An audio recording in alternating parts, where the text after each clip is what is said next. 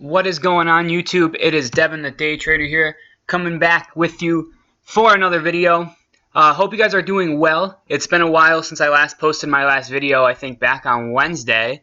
But other than that, I mean, not really too much going on again the end of last week. So I guess we didn't really need a video.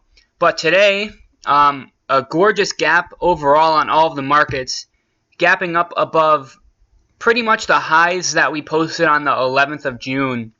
So anybody that got in short over on this part of the chart got slaughtered today, and that's how come we really saw this enormous move right out of the gates.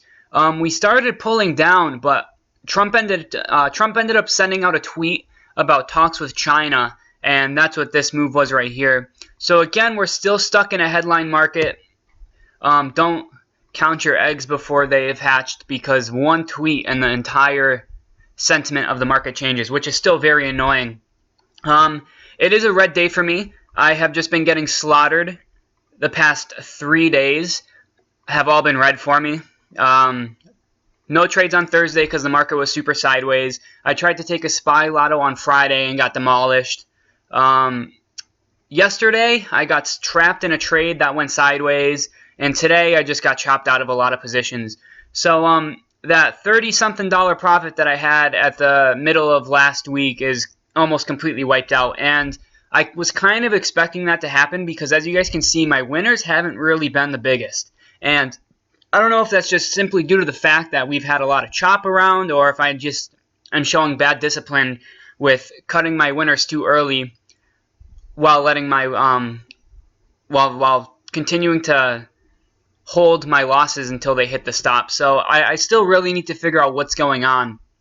But the account is down about $77, which is kind of a lot. I mean, I guess all things considered. My win-loss dropped from about 64% to about 53%. So really just seeing a pretty big pullback in the account. But today could have been much worse. I'm only down about 0.25 Rs on the day, about $9. And let me show you what I traded. So the first trade I decided to take today was Facebook. And I got absolutely hosed on this trade. So basically what was happening, the entire market was gapping way, way up. And I seen Facebook down here as the laggard. So by the time I ended up seeing Facebook, it actually posted this pretty strong Morningstar reversal down at the low of day. So if I spread the chart out here, here was the support.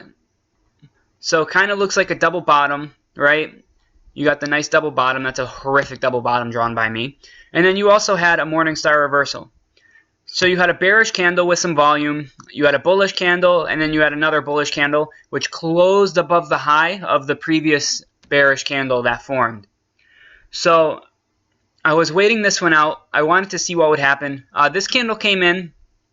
So I thought what we were going to do is we were going to retest the high of that bearish candle before pulling on up and maybe getting back up to this neckline area right there.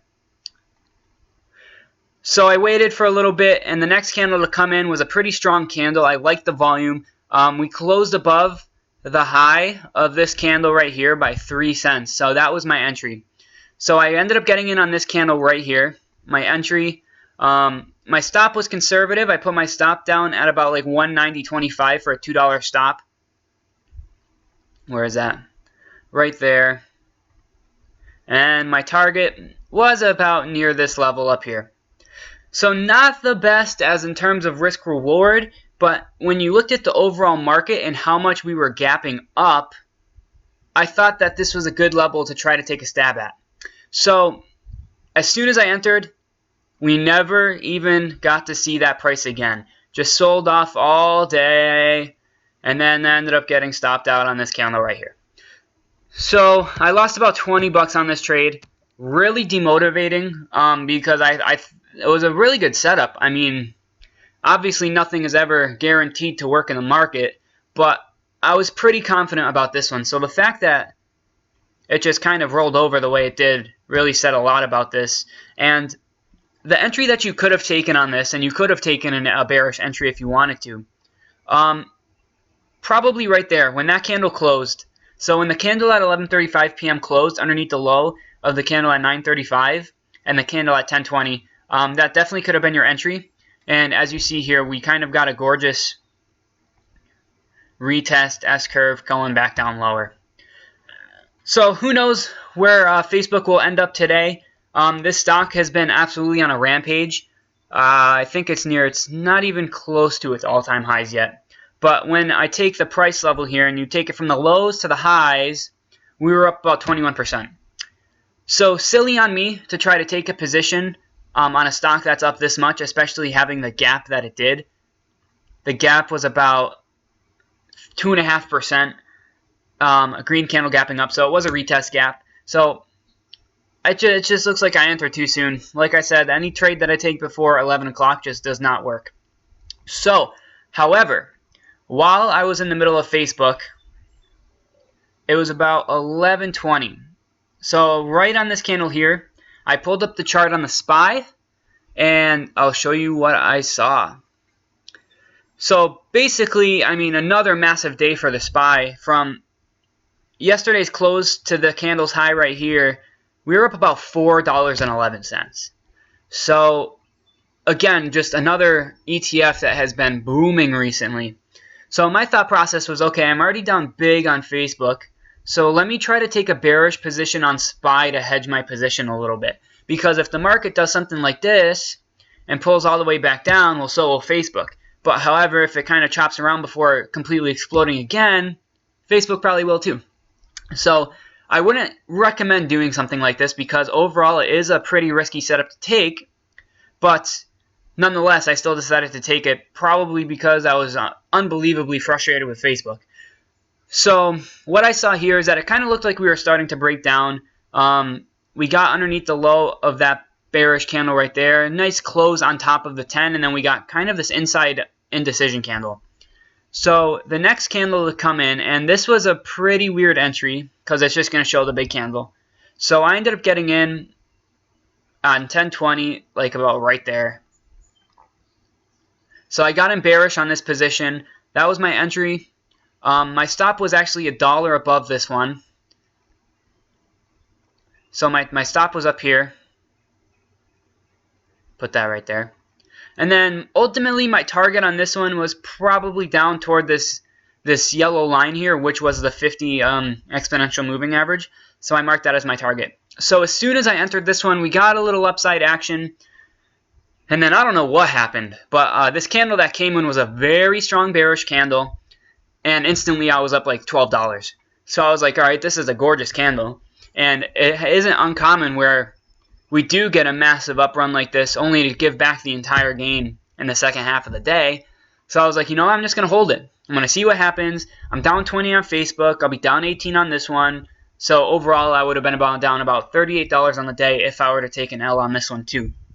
So next candle that comes in, kind of get a retest, and I was kind of expecting that because this was such a giant candle. And if you guys don't know, the probability that you get a retest halfway through a giant candle is pretty reasonable. So I held through that. The next candle that comes in kind of started forming a bearish flag. Inside candles all over the place. Really a lot of chop. This candle right here broke down, closed below these three candles right here, closed below this strong bullish candle right here.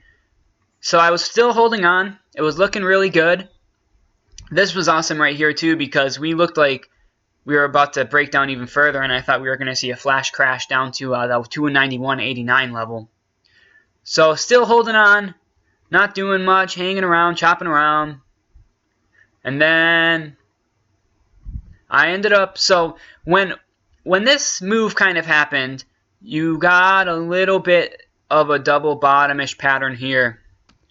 So when this candle formed right there, I was like, okay, so let me take my stop and move it down above that candle right there at 75 to at least protect some of my position while I'm in this trade so it doesn't reverse on me and tap high of day again. So I moved it up there, let the trade kind of wiggle around for a little bit. Okay, I got stopped out on this candle right here, I guess. It might have been a little bit lower than 290, 275. It's hard to tell with options because I move it based on the option price and not the actual stop price. So I got triggered out on this candle right here, which is pretty unfortunate because, you know, the high of 292.71, and then we're rolling over now. So I ended up making about $16 on this trade. Or no, I think I made $14 on this trade. And at the low, I was up about $4 total on the day, but I was like, you know what? It's worth the hold, so I'm going to hold it anyways. So yeah, that was my day for the day. Again, just really disappointed with my overall trading the past the past week or two. Really just getting chopped around. Death by 1,000 cuts, really. My wins are $10, my losses are $8, and yeah, just pretty demotivating. I'm still looking for a nice, solid, strong day to kind of get me out of this back and forth movement. After May, you know, I really need a good win. If I'm able to snag 1R, then that would be phenomenal. But really, I'm not too sure. But overall, still looking pretty weak on the day. Near all-time highs again for the SPY. So it really makes sense if we end up pulling back down to the 10 EMA, because we are up about $4 from the 10 EMA with basically no pullback. We got some nice consolidation last week, but it never really gave us time for the 10 EMA to really tap those levels before our next move higher. And if you guys look back at previous data, then whenever we're up about $4 on the 10 EMA, we either trade sideways or we pull back down to that level.